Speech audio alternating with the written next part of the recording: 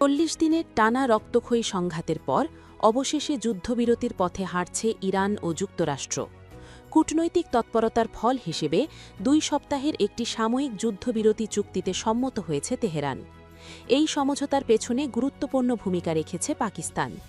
পাকিস্তানের প্রধানমন্ত্রী জানিয়েছেন, যুক্তরাষ্ট্র ইরানের প্রস্তাবিত 10 দফা পরিকল্পনাকে আলোচনার ভিত্তি হিসেবে গ্রহণ করেছে। এর পরিপ্রেক্ষিতেই ইরান আনুষ্ঠানিকভাবে 2 সপ্তাহের যুদ্ধবিরতি মেনে নিয়েছে। দেশটির সর্বোচ্চ জাতীয় নিরাপত্তা পরিষদ এই সিদ্ধান্ত অনুমোদন করেছে এবং একে ইরানের কূটনৈতিক সাফল্য হিসেবে বর্ণনা করেছে। পরিষদের বিবৃতিতে বলা হয়েছে, এই যুদ্ধবিরতি একটি বৃহত্তর ও স্থায়ী সমঝোতার প্রথম ধাপ। স্থায়ী চুক্তির লক্ষ্যে আগামী আলোচনা অনুষ্ঠিত হবে পাকিস্তানের রাজধানী ইসলামাবাদে। তবে যুদ্ধবিরতিতে সম্মত হলেও নিজেদের অবস্থানে অনড় থাকার বার্তা দিয়েছে ইরান। দেশটির সর্বোচ্চ জাতীয় নিরাপত্তা পরিষদ স্পষ্ট করে জানিয়েছে, প্রয়োজনে তারা আবারও প্রতিরোধ গড়ে তুলতে প্রস্তুত। তেহরানের ভাষায়, আমাদের আঙুল এখনও ট্রিগারে রয়েছে।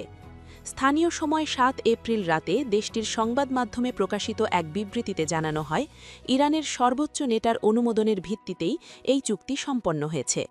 একই সঙ্গে যুক্তরাষ্ট্রের প্রেসিডেন্ট ডোনাল্ড ট্রাম্পের যুদ্ধবিরতির ঘোষণার পর নিজেদের সামরিক প্রতিরোধমূলক অভিযান সাময়িকভাবে স্থগিত করার কথাও জানিয়েছে ইরান। দেশটির পররাষ্ট্রমন্ত্রী আব্বাস আরাকচি এক বিবৃতিতে বলেন, যদি ইরানের বিরুদ্ধে সব ধরনের আক্রমণ বন্ধ থাকে তাহলে আমাদের সশস্ত্র বাহিনীও তাদের প্রতিরোধমূলক অভিযান স্থগিত রাখবে। তার এই বক্তব্যে স্পষ্ট, যুদ্ধবিরতি বজায় রাখা পুরোপুরি নির্ভর করছে পরিস্থিতির ওপর।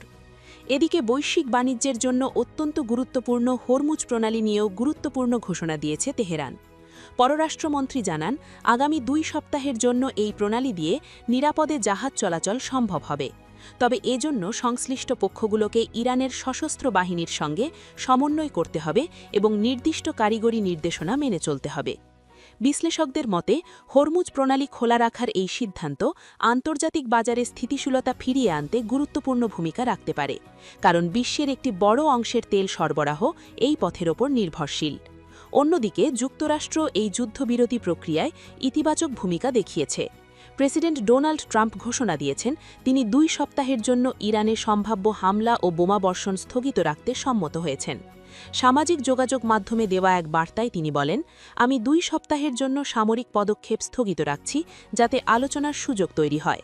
তবে তিনি শর্ত হিসেবে উল্লেখ করেন, ইরানকে হরমুজ প্রণালী পুনরায় সম্পূর্ণভাবে চালু রাখতে হবে এবং আন্তর্জাতিক বাণিজ্যে বাধা সৃষ্টি করা যাবে না।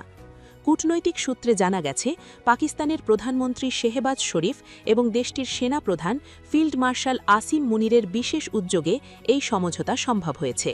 তাদের মধ্যস্থতায় উভয় পক্ষই আপাতত সংঘাত থেকে সরে এসে আলোচনার টেবিলে বসতে রাজি হয়েছে। সব মিলিয়ে মধ্যপ্রাচ্যের উত্তপ্ত পরিস্থিতিতে এই যুদ্ধবিরতি সাময়িক স্বস্তি নিয়ে এলেও ভবিষ্যৎ এখনও অনিশ্চিত, কারণ উভয় পক্ষই নিজেদের অবস্থান থেকে পুরোপুরি সরে আসেনি। ফলে আগামী 2 সপ্তাহের আলোচনাই নির্ধারণ করবে, এই যুদ্ধবিরতি কি স্থায়ী শান্তির পথে এগোবে নাকি আবারও সংঘাতে জড়িয়ে পড়বে অঞ্চলটি।